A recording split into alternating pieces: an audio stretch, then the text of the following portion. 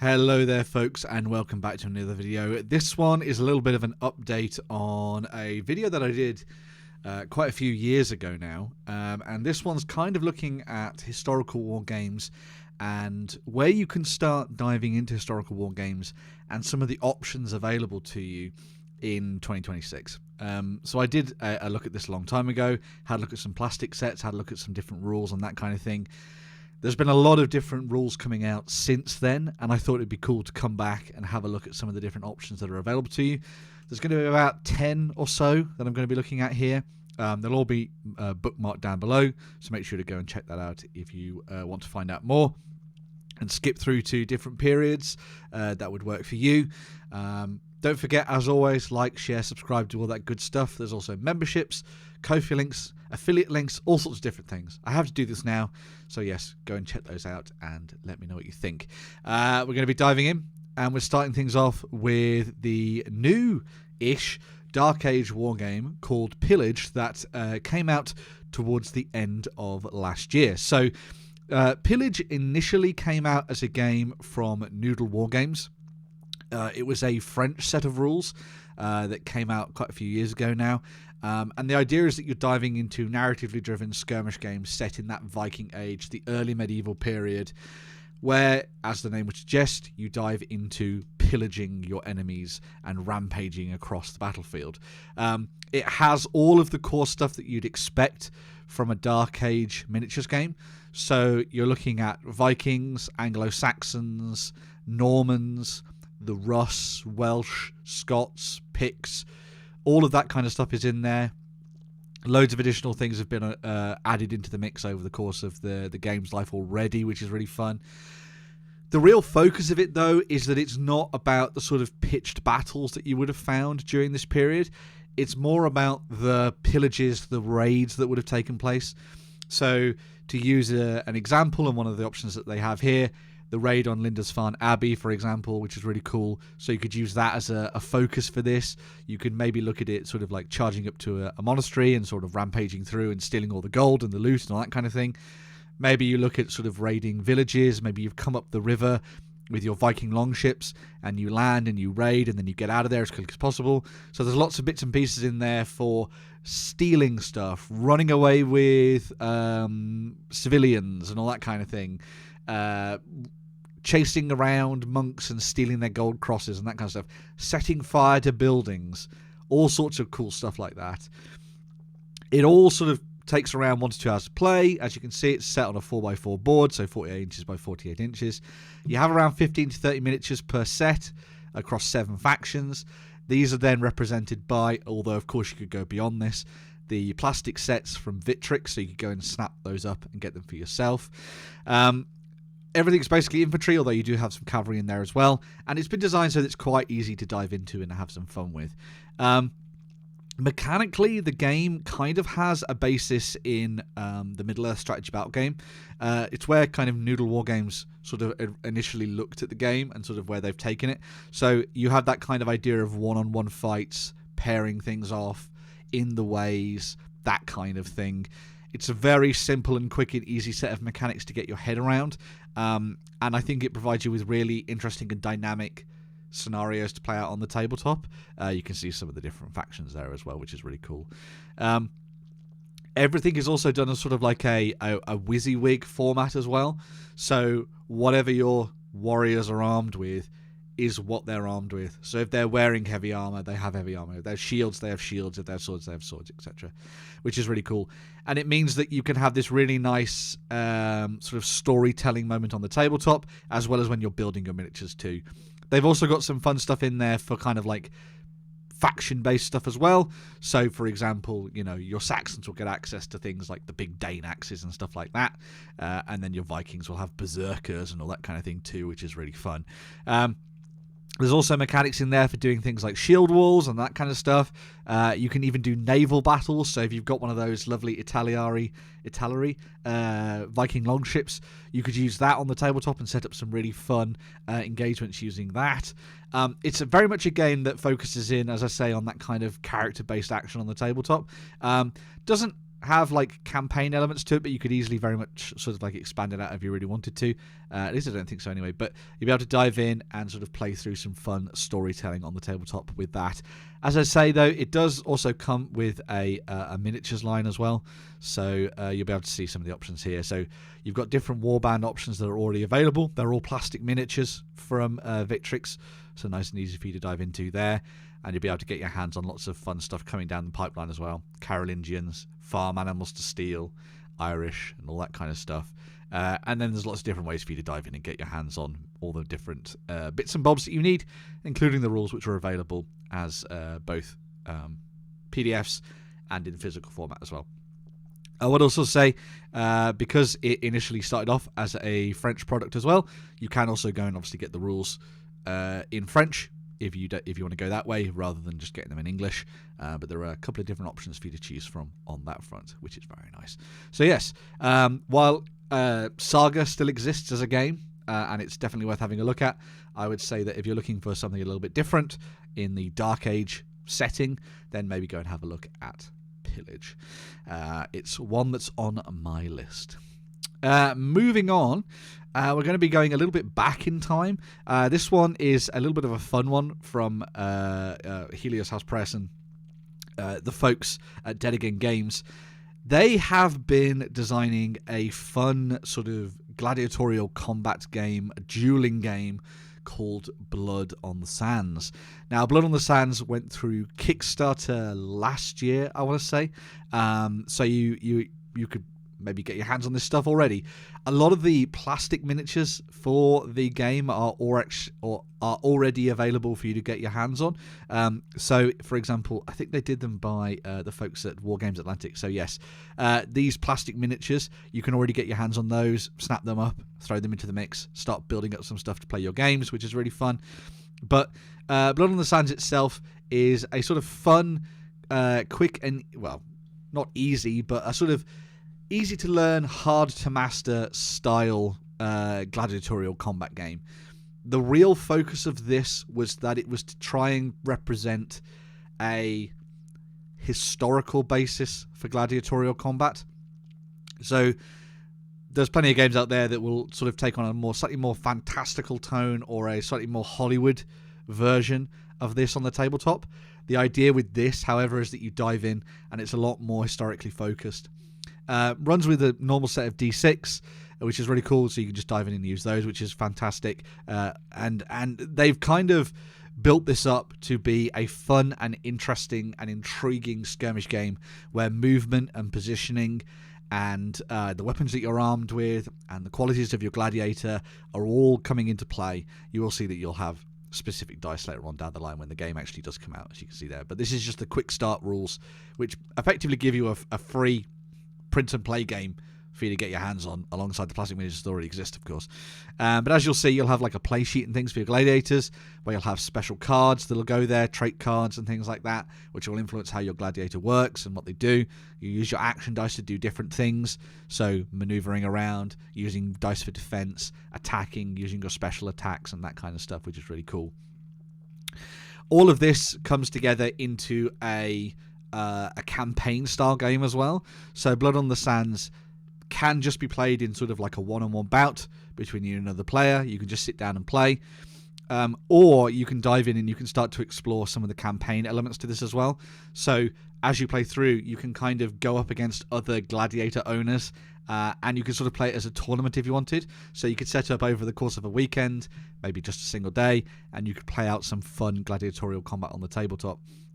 It's a game that has some real interesting depth to it. The way that all of the different gladiators work is very much sort of based on their historical counterparts. So when you see them on the tabletop, they will kind of work how you'd expect them to, which I think is quite fun. I also like that they did this quick start guide. I think it's a really nice addition to the sort of historical sphere of wargames, and could sort of have you playing something a little bit different. I like the idea that maybe you could twin this with a game like Gangs of Rome, which has also had a second edition fairly recently in the sort of grand scope of things. And And that is a game where you can play as gangs, criminal gangs in Rome, and it also involves people who might own gladiators. So maybe you could play some games of Gangs of Rome, and then when you need to do a gladiatorial combat, you could dive in and you could have a look at something like Blood on the Sands, and you could play out your games doing that. I won't go into the rules too in depth here, but if you are interested in checking out Blood on the Sands, easy enough to come and check it out over on here. I'll have all the links down below, so you can go and have a look at this, see whether or not it's the game for you.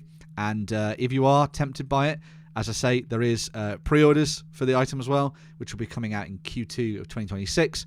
So you can dive in, get your hands on Blood on the Sands, alongside fun things like an MDF sort of arena and a hex grid and all that kind of cool stuff as well. There are also different options for you to go down in different ways if you prefer. And as I say, the plastic miniatures for the gladiators are already available, so you can go get your hands on those and have some fun with them on the tabletop. At least I think they're already available. I'll check that and I'll put a note down below if I've forgotten something. But yeah, Blood on the Sands, fun little sort of alternative thing for you to have a look at. That might maybe take things in a different direction for you when it comes to historical war games.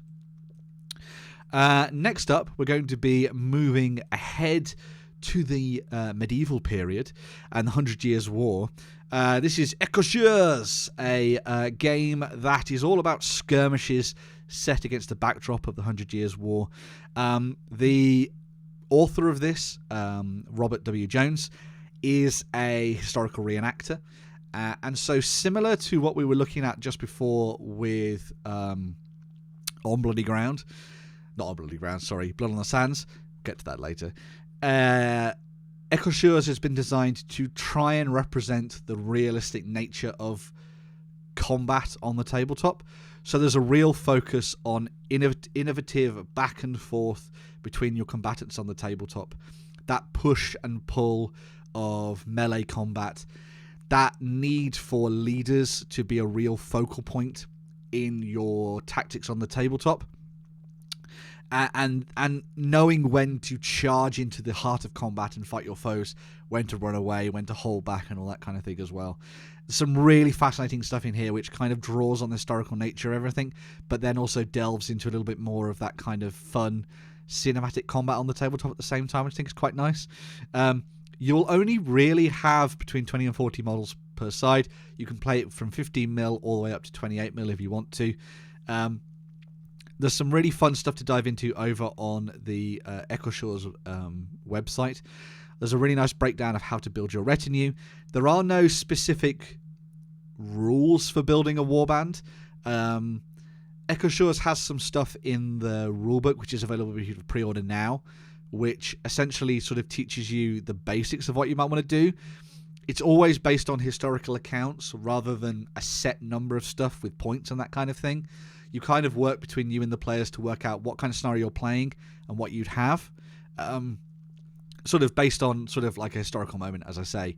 There is a breakdown for the 100 Years' War and that kind of thing in the rulebook. So if you wanted to use something as a guide, you do have that. There are also retinue packs from the folks at Gripping Beast. So if you do want to get your hands on some models and have a sort of like a starting point, that would be a good way to go. But effectively, you think what would work in this situation, you work with your opponent, and like any good historical war game, you try and set it up so that it matches that period and what you're trying to recreate on the tabletop, which I think is quite cool. The other thing as well is that the game actually has some fun stuff in there for chivalry. So your warrior, your knight, your leader, your nobles can be chivalric, or they can not be, if you prefer to go down a different route. And the whole idea is that you can sort of go back and forth with your players at any time. And when you're dueling with somebody, you may like pull the chivalric card to be like, no, don't kill me. Oh my God. And your opponent might just stab you in the head and kill you and run you down. But you never know what might happen. It tells interesting stories at the tabletop, which I think is quite fun. And it also means that leaders have a little bit more of like a quality to them. And a character, which is quite nice. And it obviously means that if you're playing with real life individuals, you can sort of play to their strengths and weaknesses, or you can go a different way if you prefer. As I say, driven by the idea of it being sort of like a reenactment inspired game, which I think is quite fun. So if you are interested in something that feels a little bit more realistic, I think that Ecorcheurs could be something that you should go and have a look at. It's definitely worth diving into and seeing what you think. There are options to pre-order the game now from Gripping Beast. This was another game that went through a Kickstarter, which was incredibly successful. Had custom dice and all that kind of thing as well, but you can play with normal d6 if you want. But if you are looking to dive into something a little bit different, maybe come and have a look at Ecorcheurs, get your pre-orders in for that rulebook that's now at retail, and you'll be able to have some fun with that one. So yes, Medieval's done. Moving on from that, we're going to On Bloody Ground, which I was talking about earlier and got confused about. On Bloody Ground is a series of sort of core wargaming rules from the folks at Work in Progress Games and Miniatures, or WIP. And it essentially builds off a sort of Warhammer Ancient Battles or Warhammer Historicals feel when it comes to the mechanics. In that if you've played any of those older games, this will feel very familiar to you in terms of sort of what it's representing on the tabletop. You'll also see that On Bloody Ground from WIP covers all sorts of different periods. So they have the Norman Conquest, sub-Roman Britain, the Peloponnesian Wars, the Punic Wars, the Wars of the Roses, the Sekoju, Jedi and Imjin Wars, the American Civil War, all sorts of different things, right? They cover the gamut of stuff. And that's because the core rules for all of these games don't change. What they do, however, is they then throw in alternative rules here and there to match the setting. So, for example, if you're looking at something like the Greco-Persian and Peloponnesian Wars, they will have rules in there for running your big blocks of phalanx and that kind of thing. With your lances, with your pikes and your spears and that kind of stuff, your big shield walls. They'll also have lists that will be applicable to the various factions, nations that were fighting at the time. So, for example, with here the Greek city-states, the Spartans, the Persians, the Peloponnesian leagues, and that kind of thing. The game is incredibly easy to play. The idea is that it's meant to be immediately easy for you to pick up and dive into if you are a new gamer. You can pick up a set of these rules, learn them very quickly, get into the intricacies of how it applies to a particular period, and then from there, you're essentially ready to go. It uses mostly 28mm miniatures, although you could go smaller if you wanted to. It's definitely up to you how you go about that. But it's all sort of based on sort of like blocks of infantry and that kind of thing on the tabletop, so it's nice and easy for you to play around with. Really, really quick and fun to dive into. The really interesting thing about the On Bloody Ground is how brutal the combat is, and I think that kind of makes sense with the name of the game. So On Bloody Ground has these rules in it where, similar to what we were thinking about there with Ecorcheurs, when you dive in, you have to really think about whether or not you're going to commit to a fight on the tabletop, because when you go into combat, you get basically stuck in there until it's resolved. So you roll dice off and you attack, and the person who takes the most damage or whatever can be pushed back and that kind of thing, and you can keep forcing somebody back until they're routed from the field if you want. It's really fascinating, and it really makes you think about when you're going to charge, when you're going to commit. And it works across all the different time periods, which I think is really fun too. It's a very bloody, quick and easy set of wargaming rules that will allow you to play across multiple different periods of history. And that also means that if you've played, Caesar's campaigns of On Bloody Ground, you know all the basic rules for how to play this game from the time you played this. So when you move to the English Civil War, you just have to then look at the newer stuff that comes out, alongside the different nations and that kind of thing, and then just simply learn that, and away you go. Dive straight in, have some fun, play around with the new historical period. It's really fascinating, and I would definitely make sure to come and have a look at this and see what you think. They do their own miniatures, but of course, there's no reason why you couldn't just dive in and use what you've already got in your collection. That's the nice thing about historical wargaming. Just use what you have. Give this one a look. I think it's really fun, and there are different options for you to get your hands on them, the books as well. You can get them as physical books, although you can also get them as part of offers, which will essentially give you tokens and all that kind of thing that you can use in your collection as well, which is really fun. So yeah, if you're looking for something that covers essentially any time period, on Bloody Ground is very worth having a look at, I think, if you're interested in that. Moving on, we're diving to the Wild West, and we're going to be having a look at Dead Man's Hand from the folks at Great Escape Games. Now, Dead Man's Hand is a game that has had a previous edition. This is the second edition of it, the second version of the game. It's not a massive change from the first edition, but it's a little bit of like a tightening up of the rules. And Dead Man's Hand is your classic Wild West style adventure on the tabletop, which is really fun. You will just dive in with a handful of figures per side. As you'll have noted there are just plastic sets for all the different models, and also the buildings and everything else as well. This is just the 2-player starter set that came out recently, so you want to check that out if you're interested in diving into this one at any point. And the whole point of the game is that you essentially dive into playing classic Hollywood-style adventures on the tabletop using your various miniatures. The nice thing about Dead Man's Hand that takes things in a slightly different route is that it has a really fun movie structure to the way that you play those scenarios. So rather than you just sitting down and just playing one game, and it might just be a bank robbery or something like that, Dead Man's Hand has sort of like a 3-game structure to it almost, where you sort of dive in and you effectively will sort of play out the opening act, which might be your bandits and your lawmen turning up a town, maybe robbing a stable somewhere so that they get their hands on the horses, which they're going to need later. Then the next one might be the bank robbery itself, so you have your outlaws diving in and trying to get their hands on the money and escaping out the back of the bank. And then the third one might then be them on a train zooming away from the town whilst the lawmen are in a hop suit on the back of their horses. And that's really fascinating to dive into and have some fun with when it comes to the actual sort of like the structure of the game, because it means you're telling a bit more of a story with your gang on the tabletop rather than it just being a sort of like a one-on-one duel where you're just trying to kill everyone as much as possible. Does run with D20s, D10s, and a pack of cards as well, which will allow you to kind of like do sort of fun things to interrupt people on the tabletop and that kind of thing. They have gone back and, as I say, sort of cleaned up the game since the first version of it. So this is like the definitive way for you to dive in and have some fun with it. But it's incredibly open to sort of whatever you'd prefer.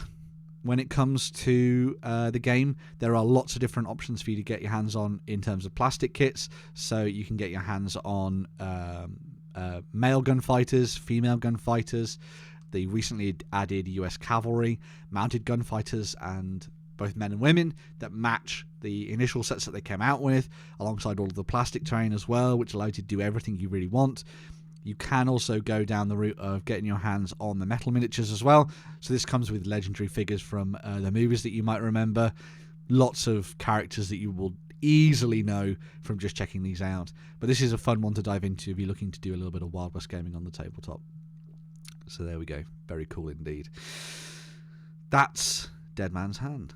Moving on to World War II, we have the big daddy of World War II wargaming, and that is Bolt Action. So Bolt Action had its 3rd edition not too long ago, a couple of years ago now, and it is as good a starting point for World War II, I think, as you would expect. Bolt Action is one of those games that is very quick and easy to pick up. If you have played games like Warhammer 40,000, Warhammer Age of Sigmar, Warhammer Fantasy Battles in the past, it all uses very familiar techniques that you'll be interested in, and you'll know immediately. You'll roll to hit, you'll roll to wound, you'll roll saves if they're applicable, you'll move around, you get extras for being in cover. The really nice thing about Bolt Action, though, is that it's a game where they've done a really nice set of mechanics, the dice in the bag mechanic, effectively. So when you dive in to playing Bolt Action, one of the key mechanics of the game is that you'll take a dice for every unit that you have on the tabletop, you'll put them into a bag, And then when you dive into the bag on your turn, you'll draw a dice out, and if it's your colour, you'll get to activate one of your units. If it's your opponent's colour, they'll get to activate one of their units on the tabletop. This means that there is an intense back and forth between you and the other players at the table. It also means that when you're diving in, you can never be sure about what's going to happen. There's like a fog of war in the game. And effectively, it kind of gives you this fun sort of like, oh my god, when's it going to be my turn to activate? Am I going to put my units into an ambush so I can wait to see what my enemy does next? Am I going to rush forward and attack in combat? There's loads of fun stuff for you to get your hands on in this when it comes to sort of like the sort of nitty-gritty of tactics on the tabletop. The also thing that I really love about Bolt Action is that it works so well as just a basic infantry-based game. You don't have to field lots of tanks if you don't want to. I would shy away from that if I was going to do this. I like the personalities on the tabletop, and I prefer that way of doing things. I think it's definitely the way to sort of get your head around the kind of Saving Private Ryan sort of style of play on the tabletop. It's very sort of like gung-ho, action hero-y, although it of course has that sort of like backing and the grounding in history as well. It's not something that's going to be over the top and all that kind of thing. It does still feel like a historical war game, which is always good. I will say, if you're going to dive into this, a great starting point is their brand new starter set that they've got here. It gives you a handful of miniatures per side for you to dive into, and it will kind of walk you through the basics of how to play the game. They do also have full-on starter sets for the game as well, so if you are interested, you can get your hands on stuff like there's a Band of Brothers set. There is also a Gentleman's War set, which allows you to go down the North Africa route if you want to go that way. I've had a look at 3rd edition Bolt Action recently because I think it's a really fun set of rules. Yes, there are other World War II war games out there. I will talk about that in a second. But if you are looking for something that is very quick and easy to get your hands on and play and will be immediately open to everybody else at the tabletop, this Bolt Action is definitely a way to go. It's very quick and fun to play. You don't have to get your miniatures from Warlord either. You could just go and get them from Victrix or Wargames Atlantic or wherever you wanted to go and have some fun with this one. So yes, Bolt Action 3rd edition, a great refinement of what already existed for Bolt Action. If you're coming from other war games, it'll be immediately open to you to dive into and have some fun with. I will also say their new rules for army creation is really good. They have a sort of a set of rules in there for sort of platoon building now. So you have to take the basics of an army in order to then access the specialist stuff. So you need to have infantry to unlock armoured elements like tanks or half-tracks or armoured cars or snipers or artillery or mortars and that kind of thing. And I think that's really fun because it means that at a small level you're bringing in just that core sort of like 1 HQ 2 troops thing, and then from there you can expand it out and throw some extra stuff in if you want to. But it's very quick, very easy to play. Lots of different ways for you to dive into the game as well. There is also potentially a skirmish version of it coming out called Raiders, which I think could be really fun, where each of the figures in your force will effectively act as an individual rather than as a unit. They have done this before for previous editions of the game, but it'd be fun to see if they do it for 3rd. It should have come out in December last year, but it didn't. Watch this space. Anyway.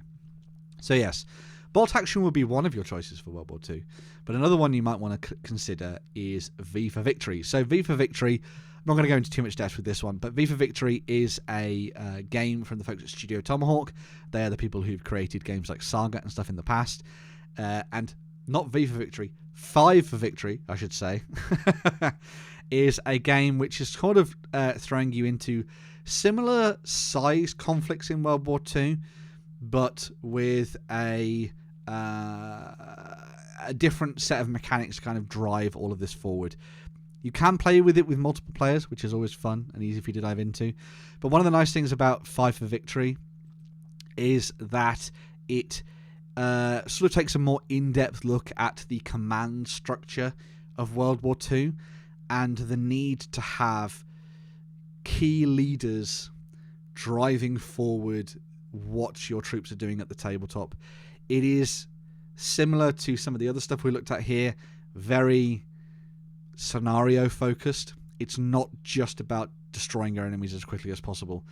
It's all about sort of maneuvering, taking and holding objectives, moving between cover, focusing on leaders having an influence over the tabletop on what you're playing, and sort of playing around with sort of pinning and morale a little bit more than your standard sort of like, well, bolt action experience on the tabletop, which I think is quite cool. It also has lots of fun stuff in it, so you've got card-based stuff in there for you to dive into, lots of tokens and all that kind of things too. I will admit I've not played Five for Victory myself, but I know that it is well regarded and definitely worth diving into if you want something a little bit different. It is all available for you to get your hands on from the folks, from all over the place. I think you can get it from North Star and Gripping Beast and all sorts of different places. But if you have a bolt action army, you could easily port it over into Five for Victory if you wanted to, and it's definitely worth having a look at. I do have the book behind me on my shelves, and I do want to dive into it a little bit more and play around with it. But quick and easy to get your hands on and learn, but with some really in-depth stuff for morale and tactical maneuvering and management of your force on the tabletop to take it in a different direction. Definitely go and have a look at this one if you're looking for an alternative to World War II on the tabletop. I then want to switch over to and sort of go back in time almost. This is another game from War Fulcrum. Again, this was crowdfunded fairly recently, last year in April. But 1918 actually goes back to World War I. And the reason I wanted to bring this up is that I don't think that enough people put onus on World War I as a war game. I think because World War II sits so much in our memory and our zeitgeist when it comes to movies and TV shows, Band of Brothers, Saving Private Ryan, all the war movies of the 60s and 70s and that kind of thing. It's sort of ingrained in our psyche as a fun Hollywood-style thing for you to play on the tabletop. 1918 is, I think, one of the first World War I war games that I think really is fascinating and should drag people into playing World War I games on the tabletop. The first of their sort of outings is, as I say, 1918. It's set during the later period of World War I. And it's all about effectively giving you access to this smorgasbord of fun stuff, this combined arms element of all the stuff for the British, the Americans, the French, the Germans, and sort of bringing that all together into a fun, tight, alternating activation-style game on the tabletop. Much like what we saw with Five for Victory, 1918 has a real onus on the idea of dynamic leadership and how important it was for an individual, say a lieutenant or a leader or an officer, a sergeant, in the dynamics of how their squad works on the tabletop and what they do. So it's all about really driving home the hard decisions that those leaders had to make alongside their regular troops that they have with them, which I think is really fascinating. And you've got all that built up using your command dice and a dugout board that each player has at the tabletop, which will allow you to sort of work out how you're going to do your actions during a particular given turn. Each of the nations then has special rules that take things to the next level and play around with the options that you have, but nothing is too over the top. They've really tried to make this as plausible as possible. I've had a chat about this with some of the people that I work with, and from the sounds of it, 1918 feels like it could be a really fun game to dive into from both a skirmish point of view all the way up to like a larger battle. I've seen it played at Salute in the past as well, and it looked like people were having a lot of fun with it. You can get your hands on a huge range of miniatures for this already, covering the Brits and the Germans. These are all available as both STL files if you want to print them off at home, or you can get them as physically printed miniatures by the folks at War Fulcrum. They'll get sent to your door. You snap them up, add them into your collection, and away you go.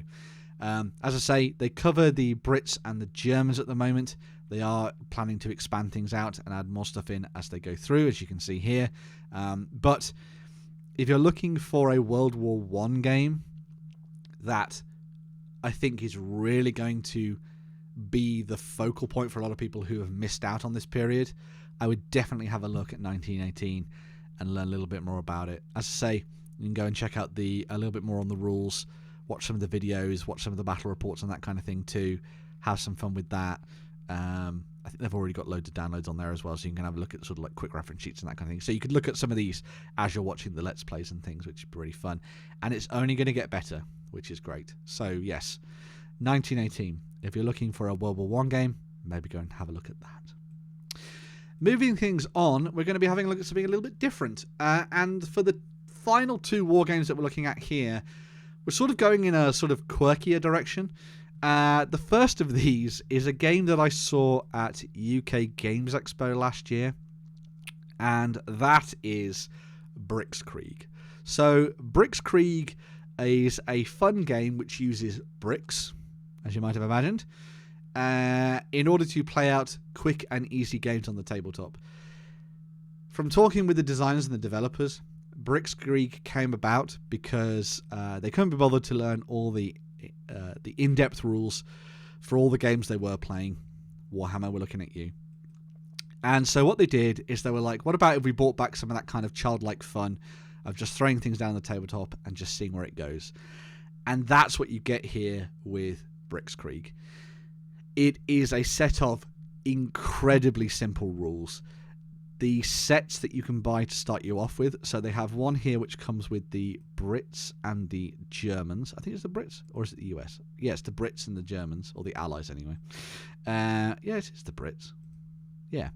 There is also an Eastern Front box which comes with the Soviets, which is really fun, going over as the Germans.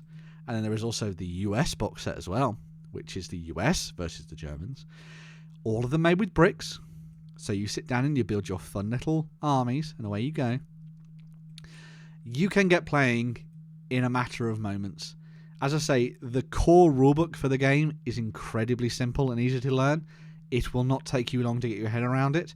It uses D6s. It's very quick and easy to play. You could set it up on the floor in the living room, play with your kids, and they will have an absolute blast, especially if they built up their miniatures, I suppose, for this game.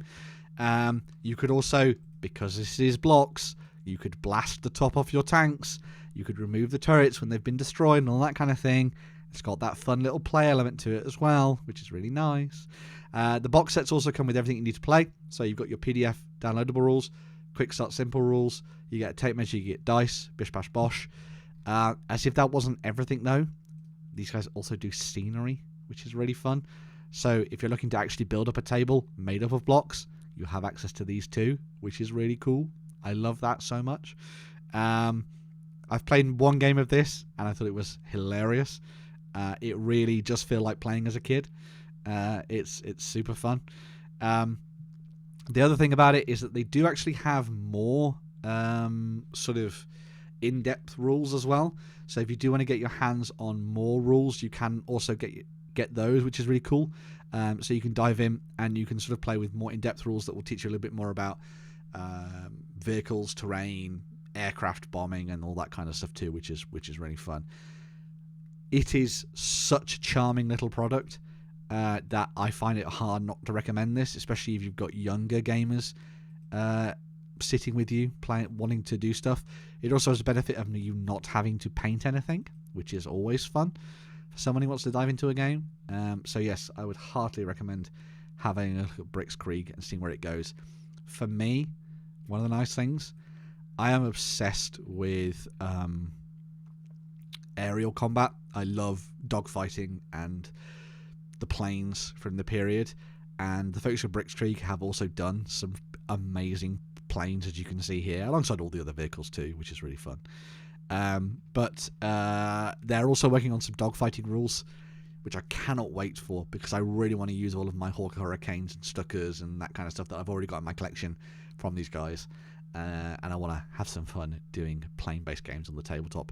Super cool. Super cool. So yes, something a little bit different from BricksKrieg. Go and have a look at that. You can check out some of their battle reports, get your free rules, and dive in and have some fun, which is nice. So yes, something a little bit different with BricksKrieg there. Last but not least, we're going to be looking at the folks from WoFun. So, one of the benefits of BricksKrieg, which we just looked at there, was that it is a game that doesn't require you to have to paint anything. And that is exactly the whole point of WoFun and what they've done here. So, WoFun, similar to On Bloody Ground, is a company that has created a fun set of essentially sort of plastic miniatures, pre-painted, to use a terrible phrase, using the artwork from Peter Dennis and also other artists as well, to cover pretty much any period of history that you could imagine. So the 7 Years' War, the English Civil War, the Wars of Alexander, the Greco-Persian War, the Peninsular Campaign for the Napoleonics, the War of Independence, pretty much the Renaissance. Anything you can think of is basically covered across their miniatures ranges, and they can be used for games like Mortem et Gloriam and Soldiers of Rome and that kind of thing as well. But essentially what you will do with this is you will sit down, you will pop out your miniatures, you'll pop out your army, and it'll be ready to go. You'll put it onto the bases, bish bash bosh, and you can just start diving into playing games. And all of this is driven by a set of rules from Andy Callan. So Andy Callan, you may know as doing a fun set of sort of wargaming books alongside Peter Dennis and other companies as well, to design sort of paper-based miniature wargaming. He's come on board with the folks at WoFun in order to create the rules for all of their period games. So essentially, you will buy a box of these miniatures, and then you will go over, you will grab the appropriate rules that fit your particular period that you're playing. Maybe it's Age of Sail, maybe it's sort of ancient stuff, maybe it's Renaissance, maybe it's English Civil War, the Peninsular War, whatever. You'll grab the rules and you'll be up and running in no time. Similar to what they've done with BricksKrieg and other simple games. The whole idea is that you can play with a handful of dice, a ruler, maybe something from school, a tape measure, and then maybe a few other bits and pieces, but you essentially set them up on the tabletop and away you go. You are into the gaming as quickly as you possibly could be. Slot the miniatures in, done. If you are looking to play